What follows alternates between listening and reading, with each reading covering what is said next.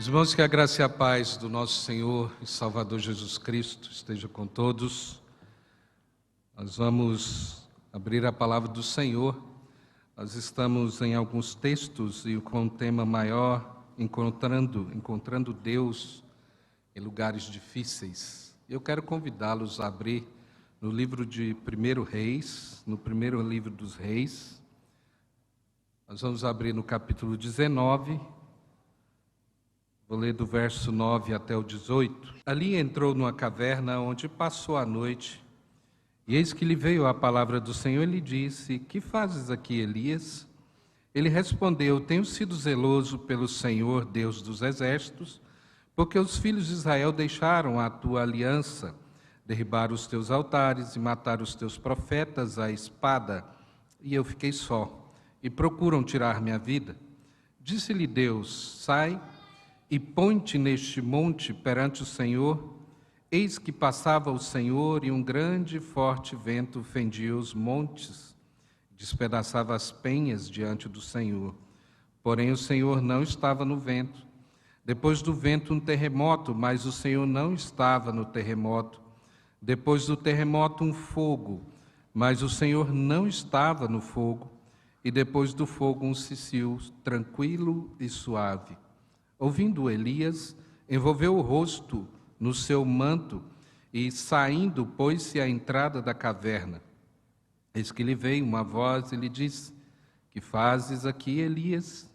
Ele respondeu: Tenho sido em extremo zeloso pelo Senhor, Deus dos exércitos, porque os filhos de Israel deixaram a tua aliança, derribaram os teus altares, mataram os teus profetas à espada, e eu fiquei só, e procuram tirar minha vida. Disse-lhe o Senhor: Vai, volta ao teu caminho para o deserto de Damasco, e em chegando lá, unge Azael, rei sobre a Síria, a Jeú, filho de Nis, ungirás rei sobre Israel, e também Eliseu, filho de Safate de Abel-Meolá, ungirás profeta em teu lugar. Quem escapar a espada de Azael, Jeú matará. Quem escapar à espada de Jeú, Eliseu matará. Também conservei em Israel 7.000, todos os joelhos que não se dobraram a Baal, e toda a boca que o não beijou. Vamos orar mais uma vez. Senhor nosso Deus, acabamos de ler a Tua palavra e nós carecemos sempre da ação poderosa do Teu Espírito Santo. Portanto, nós te pedimos nesta manhã, ilumina a nossa mente, abre o nosso entendimento e o nosso coração e aplica, ó Deus, a Tua palavra em nós nessa manhã. É a nossa oração em nome de Cristo Jesus. Amém. A última vez nós tivemos nesse texto, no primeiro versículo que nós acabamos de ler aqui. Quando nós olhamos para o livro de Reis, nós precisamos lembrar de algumas questões históricas aqui para que a gente compreenda o contexto aqui histórico e literário do texto que nós acabamos de ler. Possivelmente, pela tradição, quem escreve o livro de Reis é o profeta Jeremias, mais ou menos no século VI antes de Cristo. O propósito aqui do livro dos Reis é demonstrar como que a infidelidade do povo de Israel levou ao exílio, como que tudo isso aconteceu para que Deus permanecesse fiel à sua promessa e, portanto, deixasse que o seu povo fosse levado cativo. Mas também há algo que o texto sempre vai nos mostrar, que sempre haverá um remanescente fiel. O contexto imediato aqui do texto que nós acabamos de ler é um texto bem conhecido nosso, que é quando Elias está no Monte Carmelo, em 1 Reis 18, após um triunfo público ali. Ele agora enfrenta a ameaça de Jezabel, que era a esposa do rei Acabe, e, portanto, ele entra numa crise profunda espiritual e ele foge. Então, o profeta foge. Mas o lugar onde ele está é interessante para onde Elias chega nesse momento. Elias está no Monte Horebe, ali naquelas cadeias do Sinai. É o mesmo local da revelação de Deus a Moisés, lá em Êxodo, no capítulo 3 e Êxodo 19. A narrativa, então, ela sugere, quando a gente olha para o texto, uma nova teofania. Lembra quando Deus se revela a Moisés na sarça ali, naquele mesmo lugar? Agora o texto sugere uma nova teofania de Deus naquele lugar, agora conversando e falando com Elias. Nós temos então no período do reino de Acabe e Jezabel, e o culto a Baal, nesse momento aqui, que era o Deus da tempestade e da fertilidade, estava em alta e era promovido oficialmente, como a gente vai ver em 1 Reis, no capítulo 16, que isso era oficial agora do governo também dos reis de Israel. A situação ainda imediata, após esse confronto, a gente vai ver Elias, que está ali nesse monte de Deus, que era um cenário peculiar da revelação. Lá em Êxodo 19, no verso 33 a 34, a gente vai ver a manifestação de Deus ali a Moisés neste mesmo lugar. Mas quando a gente olha para essa narrativa, tem alguns elementos aqui que além de dialogar com aquilo que Deus tinha apresentado a Moisés, nós temos aqui literalmente, o texto fala, o Senhor Yahvé é o Deus que passa. Yahvé é o Deus que passa. Essa mesma terminologia a gente vai ver quando Moisés está numa fenda, que possivelmente é o mesmo local, dentro de uma caverna. Moisés está numa fenda olhando passar a glória de Deus, quando Deus passa a sua glória diante de Moisés. Então, quando a gente olha para todos esses elementos aqui do Horebe, do Sinai, a gente vai ver que Deus está agora mostrando tudo aquilo que é anti-Baal, né? Nós temos aqui Baal, que era Deus do vento, Deus do temporal, mas a gente está vendo que Yahvé está se declarando e mostrando que Ele não está nesses fenômenos, né? Ele domina esses fenômenos naturais. Não é o meio normativo de Deus falar com o seu povo, e nunca foi. Deus sempre falou com o seu povo por meio da sua palavra, e permanece assim. É interessante notar esses paralelos, porque na nossa vida cristã, normalmente nós desviamos um pouco o nosso coração para entender a manifestação de Deus por meio de eventos e de algumas coisas fora do comum, mas a palavra de Deus vai nos revelar desde o início que o meio primeiro, ordinário de Deus falar com o seu povo é por meio da sua palavra, e o texto está mostrando que Deus está no meio de tudo isso. Mas o texto vai repetindo, e Deus não estava ali. Ou seja, o meio de Baal que o povo servia de fazer manifestações era quando acontecia alguma tempestade, algum trovão, e o povo falava, é Baal falando. Só que eles não entendiam o que Baal estava falando. No meio de um trovão, apenas de um barulho, falava, é a voz de Baal que está nos falando, mas eles não sabiam exatamente, ou não tinha uma linguagem no meio do trovão para que eles entendessem qual era a mensagem de Baal. Só que Deus se revela ao seu povo de maneira muito clara, de maneira direta, e mostra exatamente o que Ele quer de cada um de nós. Isso foi desde o início, na revelação de Deus. Mas há também no meio dessa soberania e providência no texto, Ele vai nos apontando para a iniciativa que é do próprio Deus, de conservar aquele que a palavra de Deus nos chama sempre de remanescente fiel.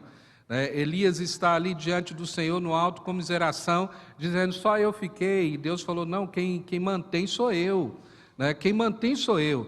Ainda existem 7.000 em Israel que não se dobraram a Baal. Algumas questões no texto, se você mantiver sua Bíblia aberta, é interessante notar, quando a gente olha para a questão semântica do texto, o verso 9 fala, ali entrou numa caverna. E se você pegar o termo caverna, que está aqui, meará, dizendo que Elias entra nesse lugar, você vai perceber que é o mesmo termo que é usado em Êxodo, no capítulo 33, verso 22, quando Moisés é colocado no meio da fenda de uma rocha, para que ele pudesse ver a glória de Deus passar. É o mesmo termo que é usado.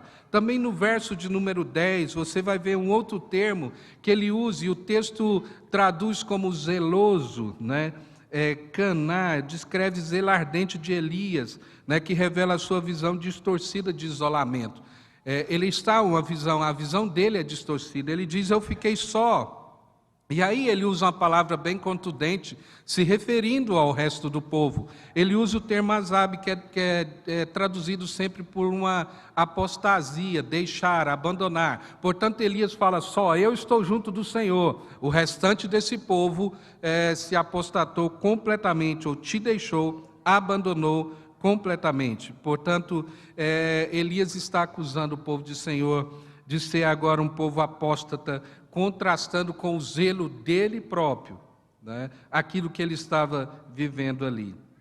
A gente ainda vê no verso 11 e 12, a teofania, que são elementos aqui da própria natureza, e uma negação sempre, olha, Yahvé não está, a ausência de Deus no meio dessas manifestações destrutivas. Aí no final diz um cicio suave. Isso aqui normalmente para a gente seria uma contradição de termos, porque se você traduzir literalmente o texto diz uma voz de silêncio sutil.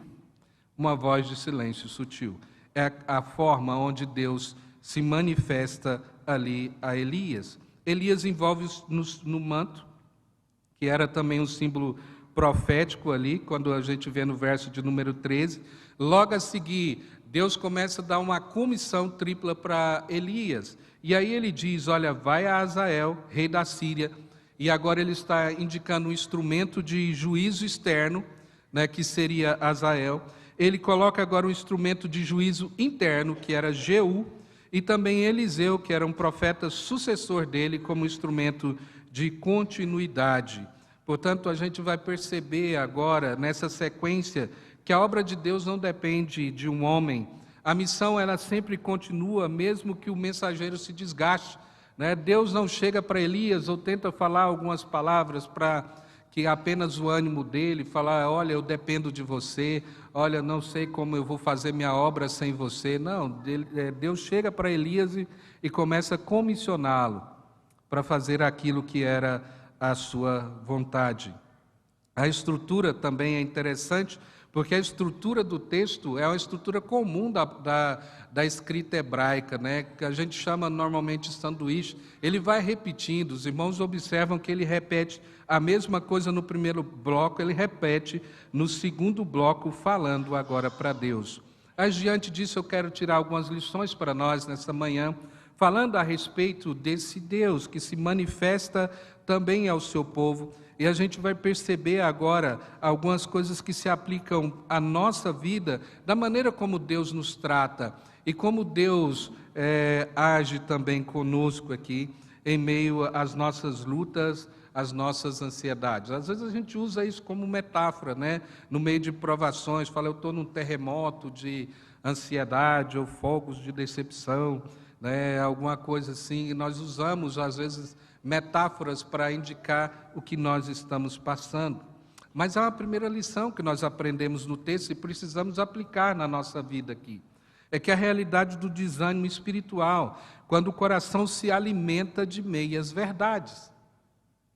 E essa é muitas vezes a nossa história, a nossa caminhada, alimentar o nosso coração de meias verdades.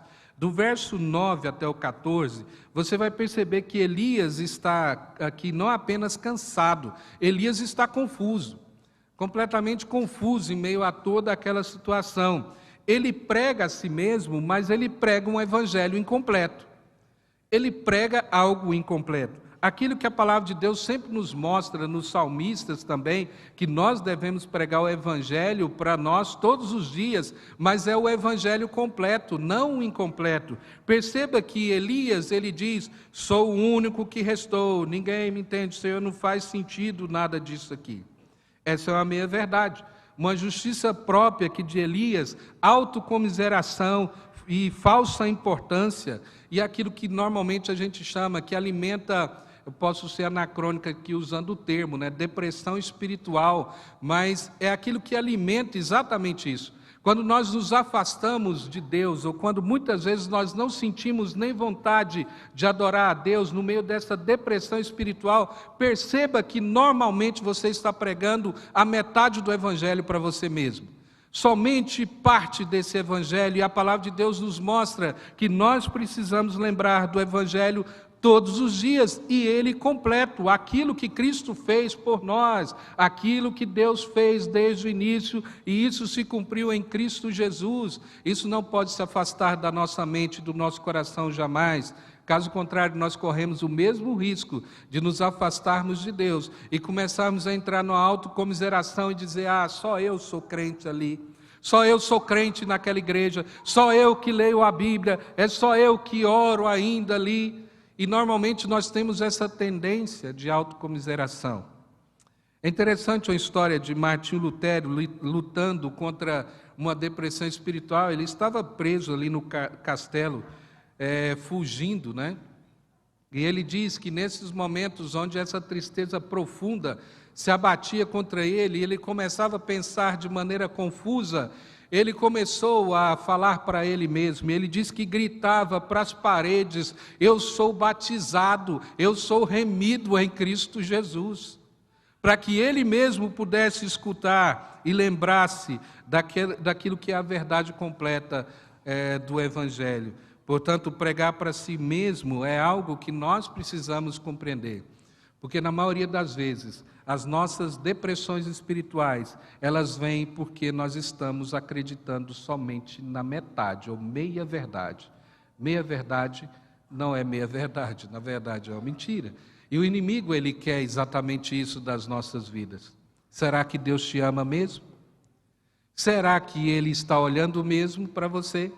Será que esse Deus que nós servimos não é um Deus parecendo de gado, né, que sabe apenas o número da boiada, mas não sabe o nome de todos eles? Será que Deus sabe exatamente quem você é, aonde eu estou? Normalmente nós começamos a trazer isso à nossa mente e nós esquecemos da verdade do Evangelho, que Cristo Jesus, Ele morreu para salvar os seus, e a palavra de Deus nos fala isso de maneira individual. Portanto, nós temos um Deus que se revela e que nos chama pelo nome. Essa é a verdade completa. E nós não podemos esquecer disso. Mas ainda quando nós pregamos meia-verdades ao coração, a alma desanima, mas quando nós pregamos o Evangelho completo de Cristo, a alma volta a viver. Nós temos uma segunda coisa que nós aprendemos nesse texto, a voz fiel aqui do passado. Deus continua sendo o mesmo do Monte da Aliança. Do verso 8 até o verso 11, como nós falamos no início, tem vários elementos que ligam a revelação de Deus no Monte Sinai. Tem vários elementos que ligam aquilo que Deus se revela a Moisés ali. Deus então conduz Elias ao Monte Horebe, que é o mesmo Monte Sinai, mesmo monte onde Moisés viu a glória de Deus. E essa caverna, como nós falamos, seja possivelmente a mesma fenda, ou a mesma caverna que Moisés estava, quando ele viu que ele não entraria na terra prometida, mas ele pede para ver, né, tudo isso, e também ele pede para ver a Deus. Deus fala: eu vou passar diante de você a minha glória. É o mesmo lugar que Elias possivelmente sabia muito bem aonde ele estava. Elias sabia onde ele estava. E o Senhor está dizendo no texto, é como se o Senhor dissesse também para Elias: lembra-te de quem eu fui para o meu povo. Eu não mudei, eu sou o mesmo Deus que se revelou a Moisés e que manteve o povo até ali, é o mesmo Deus que agora está diante de Elias. Então no Horebe Deus reaviva memórias da sua fidelidade. E lembra Elias de que a graça passada sempre vai ser o combustível da fé presente. Aquilo que Jeremias, que é o escritor do texto, fala lá em Lamentações: eu quero trazer à memória aquilo que pode me dar esperança, que a misericórdia do Senhor são a causa de não sermos consumidos, grande é a sua fidelidade. É a mesma coisa que o texto está mostrando. Muitas vezes nós nos esquecemos de olhar para trás e daquilo tudo que Deus já fez na minha vida e na sua vida, e muitas vezes nós perdemos o fio dessa história, essa conexão de que se Deus fez no passado, Ele permanece sendo o mesmo Deus, com o mesmo poder, com o mesmo amor, com o mesmo cuidado, e que se revela a nós todos os dias. Esse é o Deus que nós servimos. Agostinho de Hipona, ele dizendo nas suas confissões, lá no livro Confissões, ele falando a respeito dessas misericórdias, e muitas vezes em momentos de desânimo, num dos textos mais belos, né, que Agostinho escreve, ele diz: olha, tarde te amei, ó beleza tão antiga e tão nova, falando a respeito, lembrando do dia onde Cristo Jesus o alcançou. Lembrando do dia onde a sua vida foi completamente transformada, ele se volta para Deus e fala: olha, tarde eu te amei, ó beleza tão antiga e tão nova. Quando ele se lembrava de Deus, que Deus o havia buscado no meio do pecado, o desânimo se transformava em louvor. Nós precisamos trazer à nossa memória o que pode nos dar esperança. Nós precisamos fazer isso todos os dias. Quando nós perdemos esse contato com a história daquilo que Deus está fazendo na nossa vida e através da nossa vida, nós normalmente nos perdemos em meio à nossa caminhada. Mas há uma terceira coisa ainda que nós aprendemos no texto. A voz soberana aqui do futuro, que é aquilo que nos faz entender que Deus continua no controle de todas as coisas. Do verso 15 até o verso 18, você vai perceber que Deus agora entra e começa a falar a Elias. Disse-lhe o Senhor: vai, volta o teu caminho para o deserto de Damasco. Aí Deus começa a dar ordens a Elias. Deus não apenas consola Elias, ele o reenvia. Ele mostra exatamente quem ele é, né, aponta para a soberania dele, de que ele continua no controle. Mas agora Deus reenvia Elias. O profeta é chamado a ungir reis e profetas, Azael, Jeú e Eliseu. Deus mostra que o trono da história ainda continua ocupado aqui. E aí ele diz para Elias, é nesse contexto: eu reservei, no verso 18, para mim 7.000 que não se dobraram a Baal. Mesmo quando normalmente nós desanimamos, Deus continua trabalhando. Se a gente olhar na perspectiva a partir aqui de Cristo, nós vamos perceber algo interessante, que séculos depois, no Monte da Transfiguração, Elias aparece ao lado de Moisés e ao lado de Cristo, lá em Mateus, no capítulo 17, verso 3, fazendo essa narrativa. Portanto, aquele que fugiria de Jezabel agora está diante do Rei dos Reis. E prova que a soberania de Deus vence o medo e o fracasso. Lá na frente, num dos textos que nem os discípulos compreenderam muito bem, quando eles olham para aquela manifestação, Pedro está dizendo: olha, vamos fazer uma cabana aqui para vocês ficarem. Isso aqui é algo que a gente não sabe nem explicar. Mas agora esse Elias que está fugindo de Jezabel é o Elias que está lá no Monte da Transfiguração, diante do Rei dos Reis. Portanto, quando nós lembramos que Deus é soberano sobre o futuro, o medo do fracasso, ele cede lugar à esperança do chamado. Deus nos chamou, Deus chamou cada um de nós aqui para uma missão, e nós não podemos fugir dela.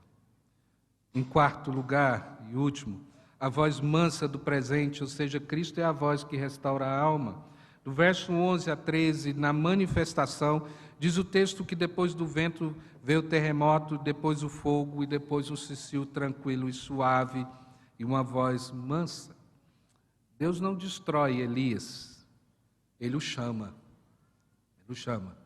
É o mesmo Deus que fala em trovões no Sinai, naquela manifestação que o povo morre de medo, o povo fica tremendo de medo embaixo, lá no sopé da montanha. Quando Deus se revela ali, o povo fica aterrorizado. É por isso que o autor de Hebreus, quando convida, olha, vamos entrar na presença desse Deus, ele está explicando que agora em Cristo, sim, nós podemos entrar na presença desse Deus, em Cristo Jesus. Portanto, essa voz suave antecipa o Cristo que virá. Vinde a mim, porque eu sou manso e humilde de coração. Em meio a essas exaustões da nossa vida, em meio a muitas vezes essas tristezas profundas e que nos levam para longe do Evangelho de Cristo Jesus, nós precisamos nos voltar para perceber a sua voz nos chamando, e Ele nos chama de maneira suave. A voz de Cristo é mais poderosa que o vento, ela é mais firme que o terremoto, ela é mais poderosa do que o próprio fogo, né? Porque é a voz que cura o coração ferido. Diante disso que nós vemos, na verdade esse texto é o evangelho aqui na boca da caverna, né? Nessa caverna a gente percebe os elementos do evangelho. Cristo primeiro com essa voz mansa e suave que sempre nos chama no meio a esse sopro suave do Evangelho. Elias no Monte da Transfiguração, em meio à teofania que acontece no texto, a restauração desse servo cansado aqui e o remanescente que a palavra de Deus aponta para a igreja fiel, que permanecerá até o dia de Cristo Jesus. Portanto, essa narrativa de 1 Reis, no capítulo 19, é um drama da revelação e restauração. Mesmo agora, diante de um profeta completamente esmagado ali por sua própria visão de fracasso, agora ele é conduzido, né, por Deus do desespero à esperança, do barulho do Carmelo ao silêncio agora do Horebe. Ao concluir esse texto, Elias ele sai da caverna coberto de um manto, que é um símbolo de graça que o cobre. Não poderia estar diretamente na presença de Deus. A gente vai ver que Cristo é esse maior profeta que também ele entra na caverna da morte para nos tirar dela por meio da sua ressurreição. Deus fala de maneira suave, mansa ali. E da mesma forma, aquilo que a palavra de Deus nos mostra e vai nos levando é ao Monte do Calvário, quando Deus falou em amor perfeito, quando Cristo Jesus morreu por mim e por você. Portanto, ao aplicar esse texto na nossa vida, nós precisamos lembrar que quando o servo se esconde, Deus o chama. Quando o profeta se cala, Deus fala, e quando o crente se cansa, Cristo toma pela mão e diz: olha, levanta-te e volta ao teu caminho. Nessa manhã, a nossa oração seja aquele cuja voz acalma o coração cansado e cuja mansidão é nossa esperança, e a Ele seja sempre a glória para todos sempre. Que Deus nos ajude a entender a palavra dEle e a forma como Deus age na nossa vida. Portanto, não fuja da presença de Deus, não fale meias verdades ou meio evangelho ao seu coração. Olhe para quem Deus é, para aquilo que a palavra de Deus nos mostra acerca do nosso Deus. Que Deus nos abençoe com a sua palavra. Vamos orar?